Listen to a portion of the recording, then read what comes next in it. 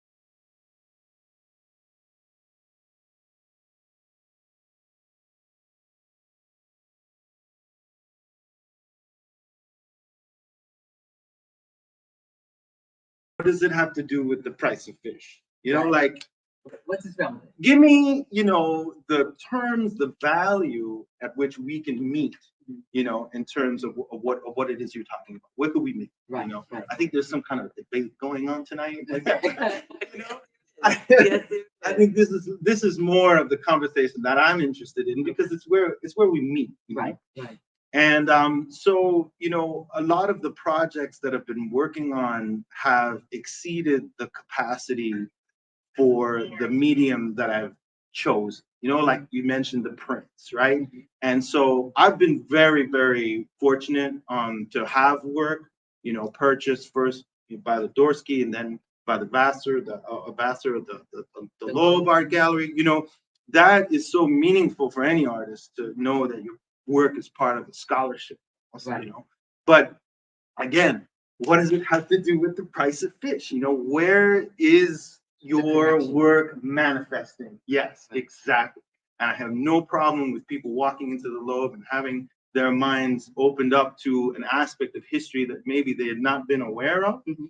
And we have several instances here Yeah. of some of the folks that I reference. I will say, I love the way, you know, he brought his library with him and Everywhere I go. and set it up. If you go online on Instagram, you'll see some of the shots of him actually putting the books up and, you know, just a curator to the end of I come with a reading list. Yeah.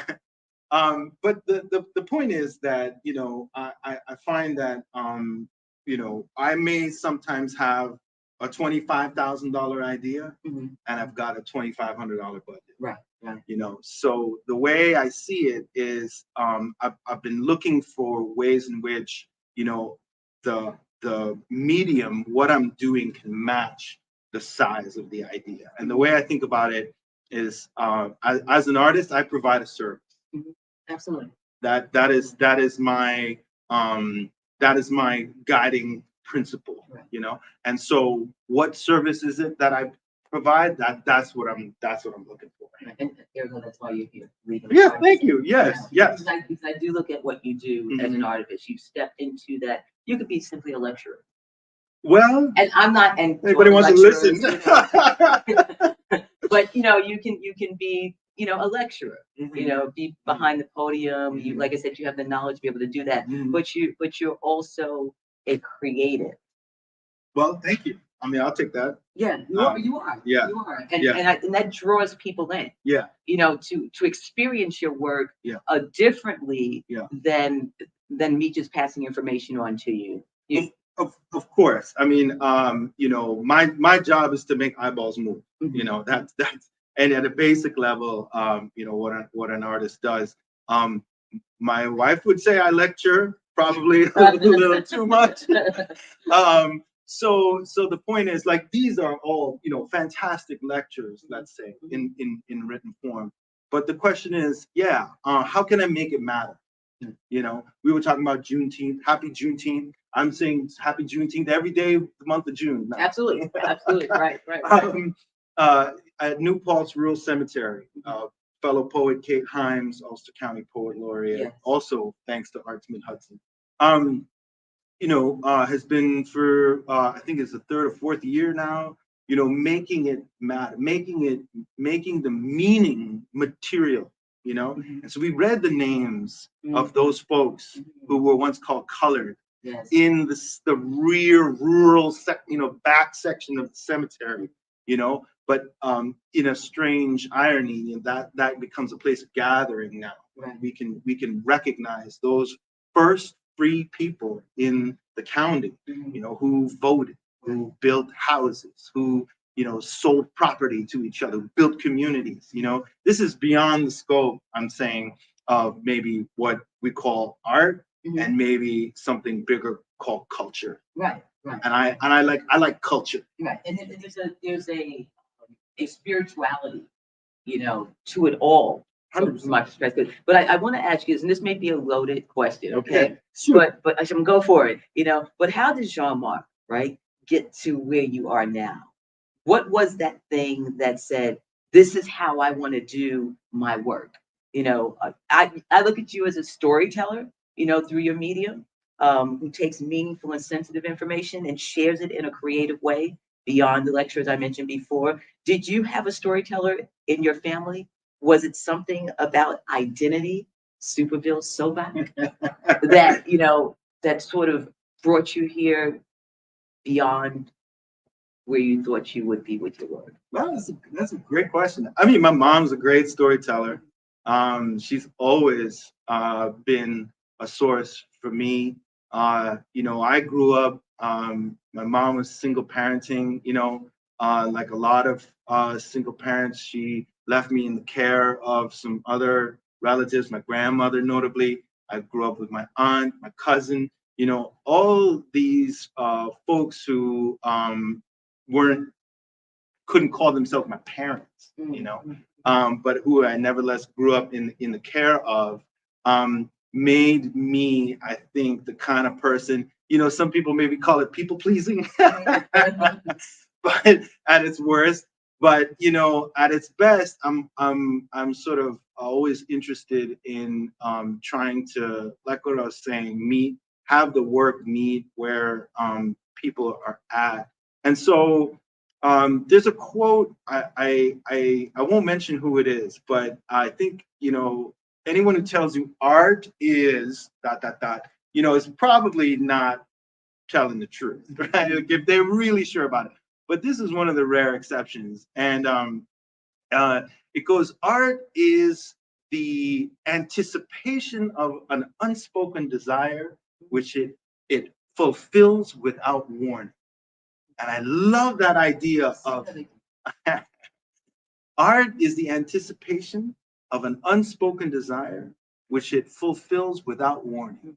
It means I'm not going to tell you what I think, you think what matters, what I think you should know, matters. So there's maybe a little presumption, among artists to, take it upon yourself to say what you think matters, Right. But and I think that's inherently what makes it political, right? Right. I subscribe to Amiri Baraka's, like all art is the most radical political thing you could do. And I feel like inherently that's because of the fact that you're going to have to at some point speak again, maybe presumptively on behalf of others. That might be me channeling others. That might be finding the root from which you want to channel those voices. But do you, I mean, cut you off, but Mhm. do you feel that every artist hits upon that place at some point? Even if, let's say, you have someone who is just into doing plants, or who's just into it, just I mean, I'm not saying demeaning that in any way. It's just that I wish I could. Sure. I can't even draw between the color between the lines. Yeah. So Yeah. But do you feel that type of artist also manifest their art that way at some point? I think it's an attitude. Really, I don't care if you throw pots, if you, throw mud, if you throw words, Like, I think it's really a question of who you have in the room with you, Right. And then who you observe is not in the room. That's always, I was told, and maybe sometimes a more important question. But yeah, I think like Arts Mid-Hudson is a fantastic example. I mean, we're here because of the way in which an artist-centric vision brings all sorts of. We were at Cedar Grove, Samuel Morse's. Right. A lot to say about Samuel Morse, but I'll save it for later. But Ulster County, Dutchess County, Orange County, all these disparate, we're like one big city with all these little boroughs up and down the river, and somehow this one of many organizations is able to build a kind of ad hoc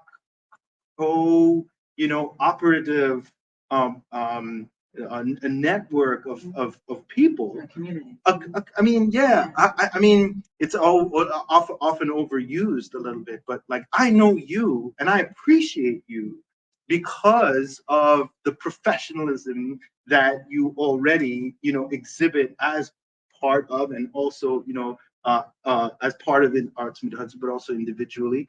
I mean, I appreciate you just by seeing, who you gather around you. You know what I mean? And that makes me so like, I'm like, well, I want to be in that room. Vice versa. Yeah, exactly. Absolutely. So, again, does every art form aspire to do that? Maybe not, but maybe the best ones do. The ones that I feel, I want to measure up to do. Right. You feel connected. Yeah. Connection with. Yeah. So the Newburgh Project. You know, Yes. in a previous interview, you talked about the Newburgh burial ground. Yes. And the courthouse, and you mentioned that there's no way of knowing uh, the dead, their complete stories, but your belief is that it's up to the artist to create the stories, those missing links. Can you expound on that? Sure. I'm just basing my observation on what's there. So what was once known as the Newburgh Colored Burial Ground is called a burial ground and not a cemetery, because a cemetery is an archive. It's understood as um, the people who were able to afford themselves a place to rest in the beyond become recorded in that. And so we have an understanding that that is a part of a culture or history that's everyone's entitled to. Well, no, that there for a long periods of history, we are still discovering that there are places who folks have been buried and been forgotten, and Newburgh happens to be one of them. And it was repeatedly forgotten, and so forgotten that it happens to be underneath the city courthouse to this day. And so, part of the project was taking at face value the assessment, which came with the archaeological report that was written in 2008, when those burials were discovered upon excavating and converting what was then the schoolhouse into the current courthouse. And the conclusion was basically, there is no definitive, there will never be a moment where you can attribute this name to this burial. That's the final, that's a final word from the archaeologist, from the historian. And so as an artist, that's the void I want to jump right into. If you tell me I can't know, I'm going to want to invent ways to know. I'm going to want to know. And so how do I know what I know is sort of, I guess, what was a guiding principle for that project, in saying, well, we may not know, but we can speculate. We can guess, we can dream, we can channel, we can call upon voices, which you did so well, which Kate Himes did so well, which Edwin Torres did so well at that one of several events that we organized at Ann Street Gallery, whose director, Allison McNulty, was a total partner in the project in ways that we couldn't even have anticipated. But one of 13 events that we had, which I don't recommend, by the way, just as a I may be like really sort of passionate about being an artist, but I'm a terrible organizer. That's the one thing I realized. Everyone has their colors. Exactly, that's what you find out. But we were really lucky to get some funding from from Humanities New York, a sort of dual program. They have something called a vision grant and an action grant. But we were able to actually pay people, pay artists for what they do. What a radical idea, you know what I mean? But we had was it February 10th? I forget. It was it's miserable, Like it's 3 months. So hopefully, in the shortest, bleakest, but sort of many ways most meaningful month of the year, we'll be able to like bring some sense of what we can know. And so in this specific case, we do know that that burial ground was the almshouse burial ground. We do know that the Newburgh Almshouse operated 3 select cemeteries, one for white folk, one for what they call strangers, and one for colored folk. We know that there are records of those quote unquote colored folks who came through the almshouse specifically asking for help for burial, specifically asking for alms to bury their daughters, their mothers, their husbands, their spouses, And so, that may not be a cemetery record, but that's about as close as we can get. So we have names like Phoebe Colden. I mentioned her. I somewhere in there's a an opera waiting to happen. I don't know. I'll help you write that one. Okay, all right, you got it, you got it.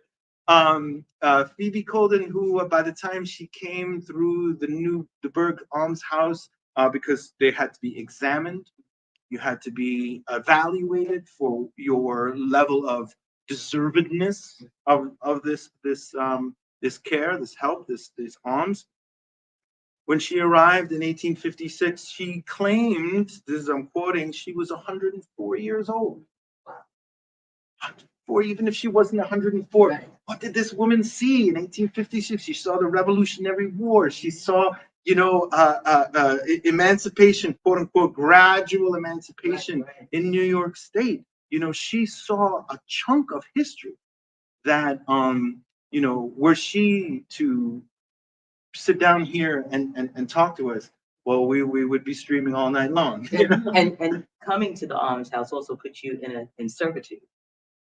Oh, so yes. But the young ones. So there is another sort of less positive aspect to the almshouse. We think of the almshouse as being, as this sort of kind of Christian charitable a form of obligation of care of the poor, which it may have had sort of biblical roots in. It did engineer, and this is not me, so folks who want to have a reference, David Gelman in Emancipating New York describes exactly how New York State got rid of slavery. We think of New York State as being a northern state, as being the winners of the war and the Union. But it was a very slow, very gradual form of what he calls decoupling the idea of ownership of people to what was later understood to be what he calls an entitlement to servitude. So I got a lecture on about that. But the point is that somebody had to pay. Who's going to pay for the end of slavery? It's not free. Freedom is not free, literally. And so the cost of freedom was made in the form of reparations, not for the enslavers, but not for the enslaved, excuse me, but reparations that were paid to the enslavers. And so when you bring up the almshouse, what were called indentures were the way in which the almshouse as a city agency was given the authority by New York State to contract or to indenture some of the poorest who came through to very often the families, the very same families that these newly freed people, supposedly newly freed Black people, back into. Right. And so you have, I guess, the best analogy is the way in which, in the post-Reconstruction era, Southern states engineered what was called convict leasing. But in this case, the agency that was responsible for this form of indenture was not the penal system, but the almshouse. Right. That makes sense. It makes a lot of sense. And voices such as yourself are so needed today. Oh. Okay. As the stories are being eradicated. Well, in different states across the country. Yeah, I mean, I just heard that I didn't even say his name. Governor of Florida just axed, what was it, like $162 million? I mean, just no arts funding, just none. He just zeroed it out, And I'm like, is this where we want to be? Is this where Miami, Art Basel, like, is this really where you want to be? Right. Anyway, let me just back up and just say that, yes, there is a very distinct counter narrative, let's say, or a deliberate attempt at forgetting. But this is nothing new. You know this. Like, we've been forgetting for a long, long time now. And there's been all sorts of obfuscation of history and all sorts of ways in which, for a long time, even historians said, Black people can't really write about Black history. they're too close to it. They're too sensitive, you know. I mean, W.B. Du Bois was the first one to say, "Wait a minute, wait a minute, wait a minute." You know, let's examine that. You know, like who you calling a minority? So anyway, yeah, I think that, you know, we're always at an interesting place in history. I think maybe what's changed or what's different or what's allowed me at least to have a you know, really to, let's just say, make a practice out of it. You know, artists are the only ones who are like lawyers and doctors have a practice, right? So what's practice, you know, what I'm lucky enough to be able to rely on is folks like this, historians like Meyer Armstead, my professor at Bard College, Andrea Mosserman, who's also written a book on spaces of enslavement, who you know, really embody this idea of history being rooted in what they call, you know, primary source materials. You know, so there's this whole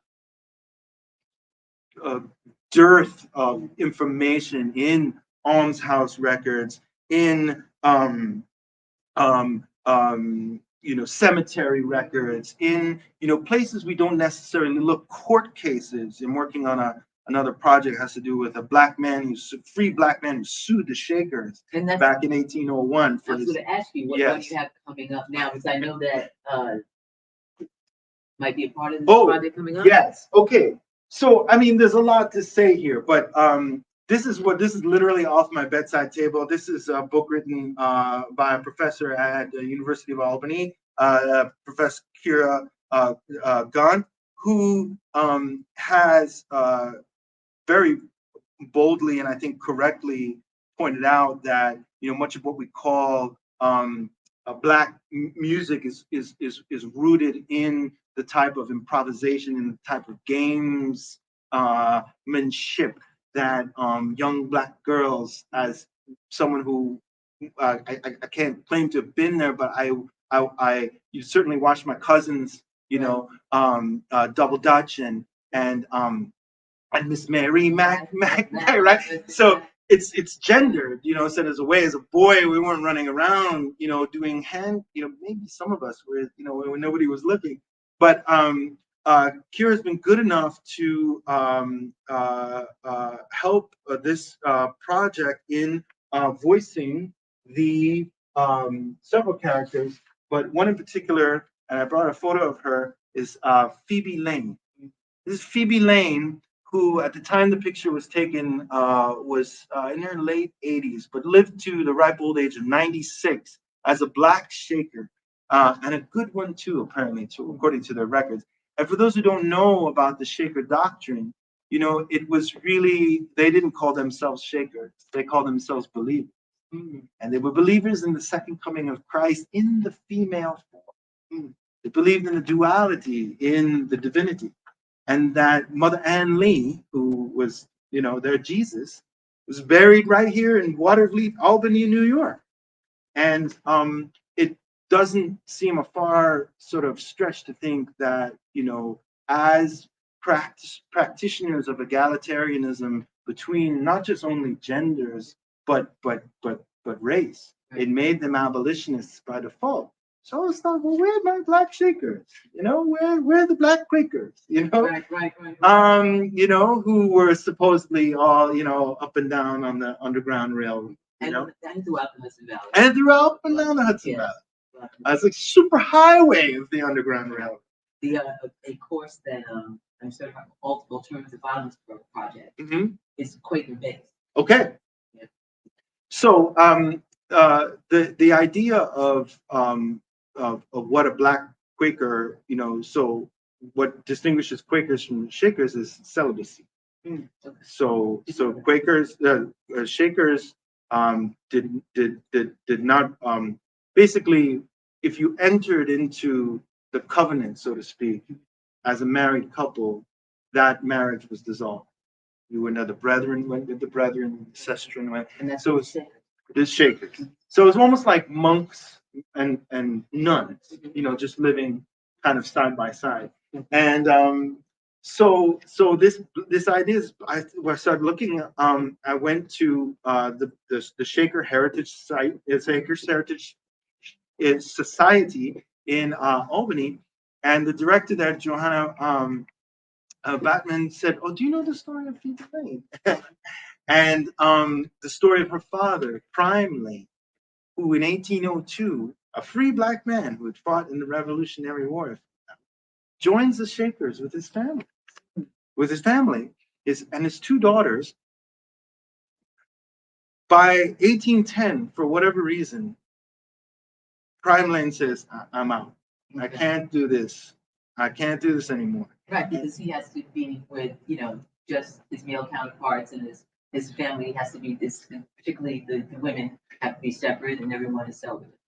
So there was a kind of interim period where if you weren't quite signing on to the doctrine, you could live sort of in the out community. It's complicated, but basically, for whatever reason, he said, "I'm out and I'm taking my family with me." And these two black girls who had now become women, they came of age, Betty and Phoebe, said, "No, actually, we're good. We like the Shaker. We're believers in the second coming of Christ in the female form, and we will, take a vow of celibacy, and we will work our lives to what they call perfection, life without sin, And to their credit, I mean, they at their peak there were almost 40,000 Shakers in the United States. Most successful communal living project. I mean, communists, before there was communism, they shared everything. Were they concentrated in a particular area? And so there were in the original settlement was up in Albany, but they moved on. Hancock Shaker Village. They moved out to Massachusetts, Kentucky, Ohio. I mean, they were everywhere, right through. I mean, after the Civil War, things started to fizzle out a little bit. But the question still, and this is the project that I'm working on, which has turned into, for the lack of a better word, an opera. Again, like you're asking me, am I a storyteller? I didn't know I was getting myself involved in this. But the idea was, on paper at least, to reinterpret Shaker hymns, traditional Shaker hymns.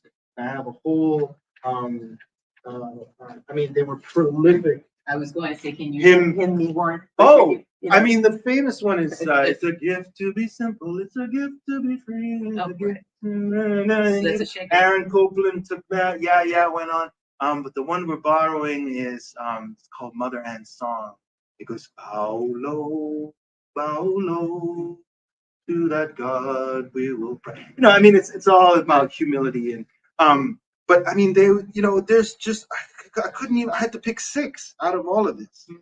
And the 6 Shaker songs are going to tell the story of Prime Lane and why, for him, what I imagined was the impossibility of giving up a legacy, Like he had to give up his family, give up his children, and he just got his freedom. And he's like, man, like, why do I gotta give everything up now? It's good for you and your perfection, but like, what is my freedom without a legacy?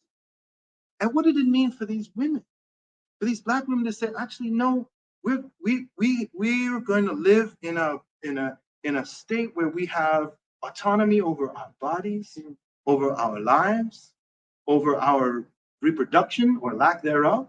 There's got to be something to be said there. So we're working on it.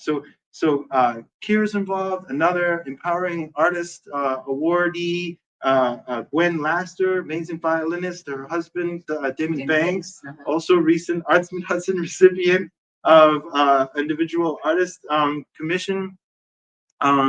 It's going to be really interesting.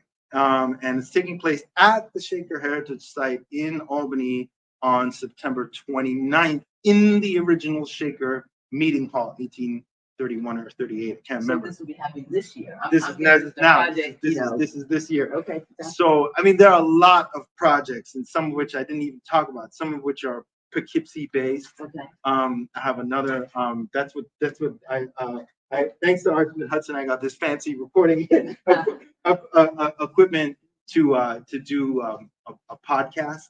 Also, lack of a better word. You know, it's these. I don't have the medium to make the work, so I got to make the medium to make the work. Got you. Right. Right. Yeah. I think we had some questions. Yes. All right. Question. We were gonna make paper airplanes and Yes. them in, but Okay. The question is, what is something? 1 second.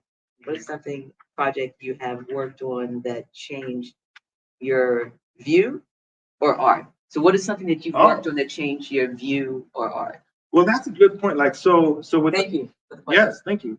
So for the podcast project, that was a great example because I had started out with this one idea, which was to tell the story of a college, a Black college. Carlton Navy talks about it in his book, about maybe a mile and a half from here in Poughkeepsie, would have been the first we will call it today the HBCU in the Northeast. And it was called Toussaint Louverture College. And it was waiters, porters, gardeners who, just Black folk who just cobbled their money together and said, you know what, if you don't want us in your schools, Poughkeepsie, we'll make our own school, And they got as far as getting the New York State Legislature to incorporate. I mean, they were serious. Isaac Dale was the president. I'm hoping, I think I may have met his great third time grandson who used to work at IBM, who's an engineer. Yes. He's still in Waukesha Falls. Wow. Yes. So I'm hoping to get him to talk about it because he wrote an article actually in the Poughkeepsie Journal about this college that never happened. Why didn't it happen?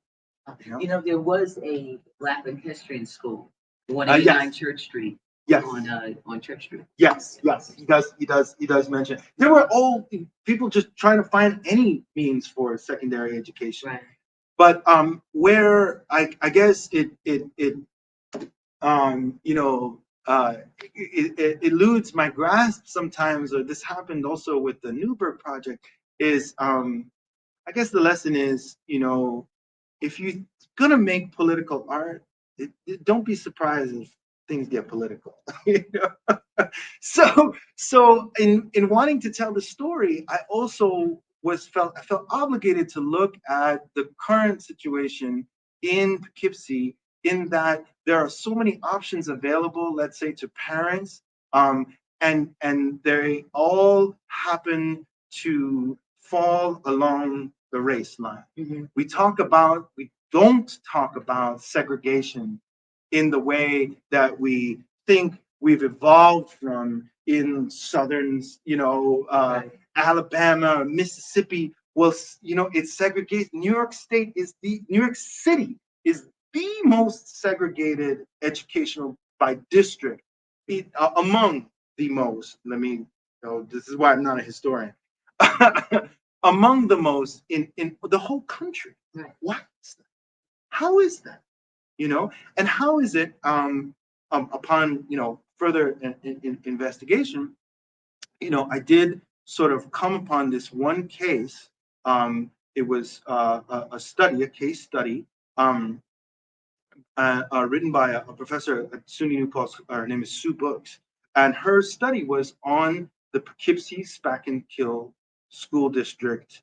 The particular case of the Spack-and-Kill School District's resistance to consolidation with the greater Poughkeepsie School District for years, since 1961. This has been going. Does that tie in with IBM?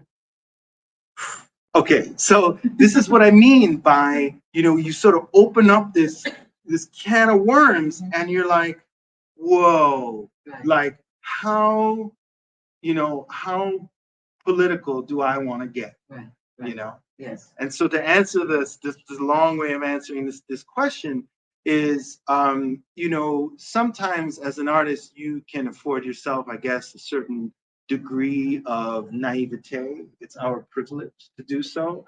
But then when the world turns and gives you a it's impossibly more complex situation than you could have imagined, dealing with people's real lives, real lives.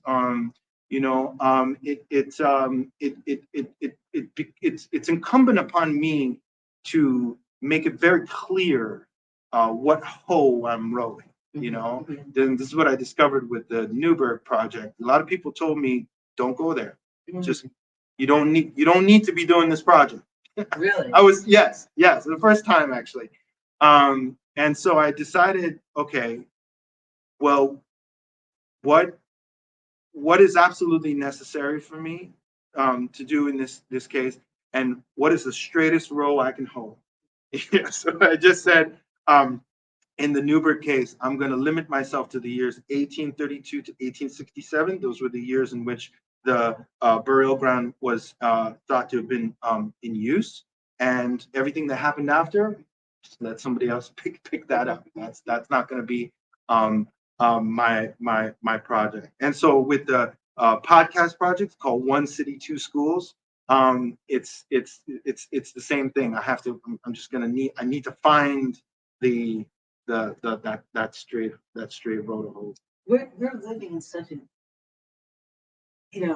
interesting climate where certainly what was felt and thought in the back room is now coming out of people's mouths. And and as an artist, that for myself, a lot of times I write from my heart. Yes. I'm not, and I think you do the same. Like the Newberg project was probably I don't mean to speak for you, but sure. It was probably that space of, this is important for me to do. I want to do this from your heart. You're thinking that this is important information for people to know. It's not to condemn anyone else, but the condemnation, from my perspective, probably came from someone who sort of was dealing with the guilt. So the projection of the guilt, you're doing this to make me feel bad. And that's may not be the case. I mean, there's guilt, and then there's also a thing called liability. There's money. There's real implications involved, and people's real lives.